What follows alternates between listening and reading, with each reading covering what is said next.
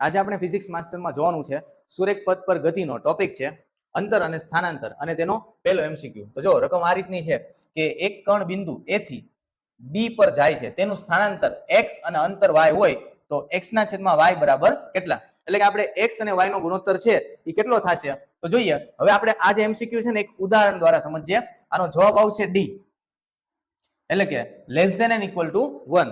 એટલે એનો મતલબ એમ થશે કે x ના છેદમાં y છે બરોબર એ 1 કરતા કાં તો ઓછો આવશે કાં તો 1 જેટલો આવશે. તો જો હવે ઉદાહરણ આપણે આ રીતના લઈએ કે અહીંયા કીધું છે કે ભાઈ સ્થાનાંતર છે x છે અને અંતર છે એ y છે બરોબર. તો જો પહેલું ઉદાહરણ એમ છે કે ભાઈ એક કાર છે એ A બિંદુથી લઈ અને B બિંદુ સુધી ગતિ કરે છે. હવે આ બે વચ્ચેનું ડિસ્ટન્સ એટલે કે અંતર કેટલું છે તો કે 10 મીટર જેટલું છે. તો અત્યારે કાર જે છે એ A બિંદુએથી શરૂ કરી અને આપણે ધારી લઈએ કે ભાઈ ચલો B બિંદુએ છે તો એને સ્થાનાંતર કેટલું કર્યું A થી કે B તો કે 10 મીટર છેદમાં અંતર કેટલું આપ્યું તો કે ઈ પણ 10 આવશે.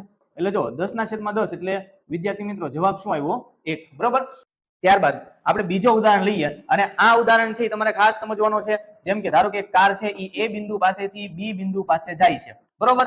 હવે રિટર્નમાં ફરી પાછું B બિંદુથી A બિંદુ પાસે આવી જાય છે.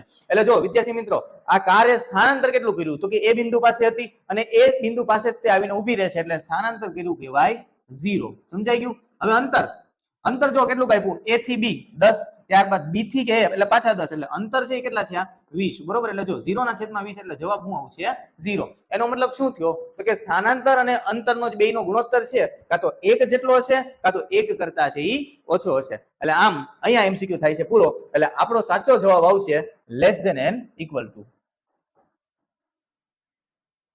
Thank you.